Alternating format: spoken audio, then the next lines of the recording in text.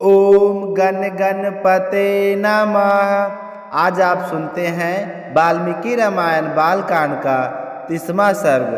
तो भगवान श्री राम की कृपा पाने के लिए प्रेम से कहिए सियावर रामचंद्र भगवान की जय हो। पवन पुत्र हनुमान की जय हो। श्री राम दरबार की जय हो। देश और काल को जानने वाले शत्रु दमन राजकुमार श्री राम और लक्ष्मण, जो देश और काल के अनुसार बोलने योग्य वचन के मर्मज्ञ थे, कौशिक मुनि से कहने लगे कि हे भगवान, हम दोनों अब आपसे यह सुनना चाहते हैं कि किस समय उन दोनों निशाचर का आक्रमण होता है, जबकि हमें उन दोनों को यज्ञ भूमि में आने से रोकना है। कहीं ऐसा ना हो कि हमारी एक असावधानी से वह हमारे हाथों से निकल जाए और जिसके कारण यज्ञ में कोई बाधा हो। अतः वह सब कुछ हमें बता दीजिए। तो इस तरह दोनों को उतावला देखकर वे सारे मुनि बड़े ही प्रसन्न हुए और उन दोनों भाइयों की खूब प्रशंसा करने लगे। वे कहने लगे कि हे राजकुमार, यह मुनिवर विश्वामित्र जी की यज्ञ की दीक्षा ले चुके हैं, अतः यह तो मौन रहेंगे। अतः आप दोनों रघुवंशी वीर सावधान होकर आज से 6 रातों तक इनके यज्ञ की रक्षा करते रहें। तो मुनि का यह वचन सुनकर श्री राम और लक्ष्मण लगातार 6 दिन और 6 रात उस तपोवन की रक्षा करते रहे। इस बीच उन दोनों ने नींद भी नहीं ली। दुश्मनों का दामन करने वाले वे परम धनुधर वीर सतत सावधान रहकर मुनिवर विश्वामित्र जी के पास खड़े होकर उनके यज्ञ की रक्षा में लगे रहे। इस प्रकार कुछ काल बीत जाने पर जब 6ठा दिन आया, तब श्री राम ने लक्ष्मण से कहा कि तुम अपने चित्त को एकत्रित करके सावधान हो जाओ। युद्ध की इच्छा से शीघ्रता करते हुए श्री राम इस प्रकार कह ही रहे थे कि उपाध्याय पुरोहित तथा अन्य रीति वजों से घिरी हुई यज्ञ की वेदी सहसा प्रज्वलित हो उठी। वेदी का यह जलना राक्षसों के आगमन का सूचक था। इसके बाद कुछ चमचमुख समुदा और फूलों को ढेर से सुशोभित होने वाली विश्वामित्र जी तथा ऋषि विजो सहित जो यज्ञ की वेदी थी, उस पर अग्नि प्रज्वलित हुई। अग्नि का इस तरफ जलना यज्ञ के उद्देश्य से हुआ था। फिर तो शास्त्रीय विधि के अनुसार वेद मंत्रों के उच्चारण पूर्वक उस यज्ञ का कार्य आरंभ हुआ।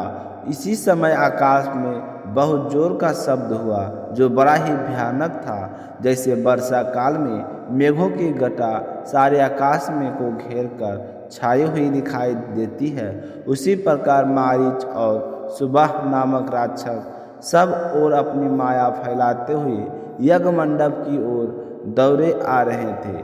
उनके साथ उनके अनुचर भी थे।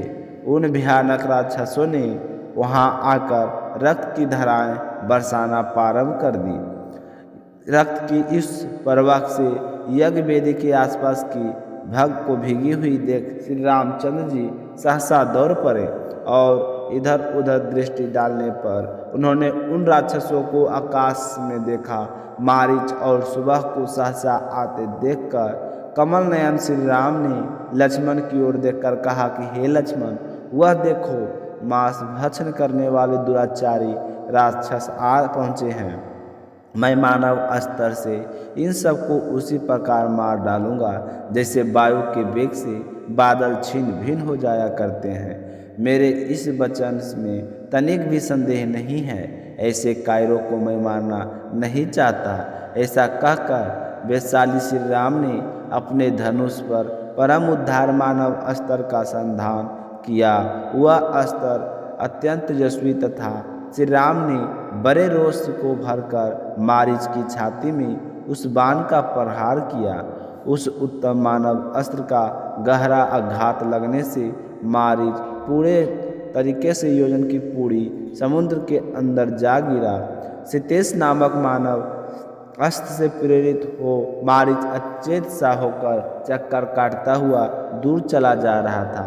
तो उसे इस तरह देखकर श्री राम ने लक्ष्मण से कहा कि लक्ष्मण देखो, मनों को द्वारा प्रयुक्त निशितेश नामक मानव अस्त्र इस राक्षस को मच करके दूर लिए जा रहा है, पर उसके प्राण नहीं ले रहा है। अब यज्ञ में विघाले दुराचारी पाप कर्मी एवं रक्त भोजी राक्षसों को भी मार गिराता हूँ।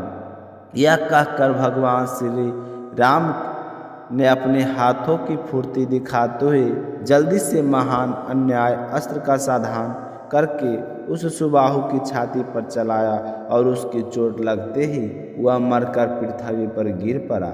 फिर महायशस्वी दशरथ पुत्र श्री राम ने वाकयम अस्त्र लेकर बचे हुए बाकी निशाचर का भी संहार कर डाला और मुनियों को परम आनंद प्रदान किया। इस प्रकार दशरथ पुत्र श्री राम ने यज्ञ के विघ्न डालने वाले समस्त राक्षसों का वध करके फिर वहाँ पर ऋषियों द्वारा उसी प्रकार सम्मानित हुई जैसे पूर्व काल में देवराज इंद्र असुरों पर विजय प्राप्त करके महर्षियों द्वारा पूजे गए थे। यज्ञ समाप्त होने पर महामुनि विश्वामित्र ने संपूर्ण दिशाओं को विघ्न से रहित देखकर श्री रामचंद्र जी से कहा कि हे महाबली, मैं तुम्हें पाकर कृतार्थ हो गया हूँ। तुमने गुरु की आज्ञा का पूर्ण रूप से पालन किया है। हे महायशस्वी वीर, तुमने इस सिद्ध आश्रम का नाम सार्थक कर दिया है। इस प्रकार श्री रामचंद्र जी की प्रशंसा करके मुनि उन दोनों भाइयों के साथ संत उपासना की। तो इस तरह श्री राम ने विश्वामित्र जी की यज्ञ की रक्षा करके राक्षसों का संहार किया। और इसके साथ ही वाल्मीकि रामायण बालकांड का 30वां सर्ग समाप्त हुआ। श्रद्धा भाव से सुनने के लिए आप सभी का बहुत बहुत धन्यवाद। भगवान श्री राम आपके सारी मनोकामनाएं पूर्ण करें। तो आप सभी अशोक वेदा चैनल को सब्सक्राइब करके रोजाना प्रस्तुत होने वाले सर्ग को ज़्यादा से ज़्यादा शेयर करें। आज के लिए बस इतना ही। कल फिर मिलेंगे अगले सर्ग के साथ। तो प्रेम से कहिए रामचंद्र भगवान की जय हो। तो सर्ग के साथ एक और कोई कहानी जरूर सुननी चाहिए। तो अब सुनते हैं दूसरी कहानी। एक नगर में एक बूढ़ी माई रहती थी जो रोजाना मिट्टी के गणेश जी की पूजा किया करती थी। वह रोजाना मिट्टी का गणेश जी बनाती और फिर पूजा करती, पर जैसे ही बूढ़ी माई गणेश जी की प्रतिमा को स्नान कराती तो मिट्टी का गणेश जी था वह तो गल जाता था। तो वह बूढ़ी माई बड़ी ही परेशान होती। वह चाहती कि मेरे पास ऐसी प्रतिमा हो जो खराब ना हो तो कितना अच्छा हो। तो एक समय की बात है, बूढ़ी माई के घर के पास एक सेठ जी का मकान बन रहा था। तब बूढ़ी माई मकान बनाने वाले मिस्त्री के पास जाकर बोली कि बेटा, मुझे पत्थर की मूर्ति बना दे। मैं गणेश जी की पूजा करती हूँ, मिट्टी का गणेश जी बनाती हूँ, पानी के लगते ही वह गल जाता है। तो मैं तो बूढ़ी हो चली हूँ, मुझसे रोजाना गणेश जी बनाया नहीं जाता है। इसलिए बेटा तुम मेरे लिए एक पत्थर का गणेश जी बना दे। गणेश भगवान तेरी सारी मनोकामनाएं पूर्ण करेंगे। तो बूढ़ी माई की बात सुनकर मिस्त्री बोला कि हम तुम्हारे लिए मूर्ति टेंगेंगे, उतनी देर में हम अपनी दीवार बना लेंगे। हमारे पास इतना समय नहीं है कि सेठ जी का काम बीच में छोड़कर हम तुम्हारे लिए मूर्ति बनाएं। तो यह सुनते ही बूढ़ी माई को बड़ा ही दुख हुआ और वह मन ही मन कहने लगी कि भगवान करे तुम्हारी यह दीवार कभी ना बने। यह कहकर बूढ़ी अम्मा अपने घर चली गई और मिस्त्री और मजदूर दीवार बनाने में लग गई।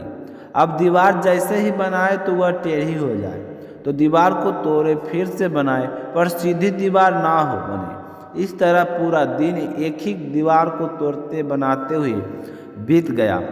शाम को सेठ जी आए और कहने लगे कि आपने अभी तक कुछ नहीं किया है। तो मिस्त्री ने बूढ़ी माई की आने की सारी बात बताई। तो सेठ जी सुनकर बूढ़ी माई के पास गए और प्रणाम करके कहने लगे कि माँ जी, आप आशीर्वाद दो कि मेरा मकान जल्दी से पूरा हो जाए। मैं तुम्हारे लिए पत्थर का क्यों, सोने का गणेश जी बनवा दूंगा।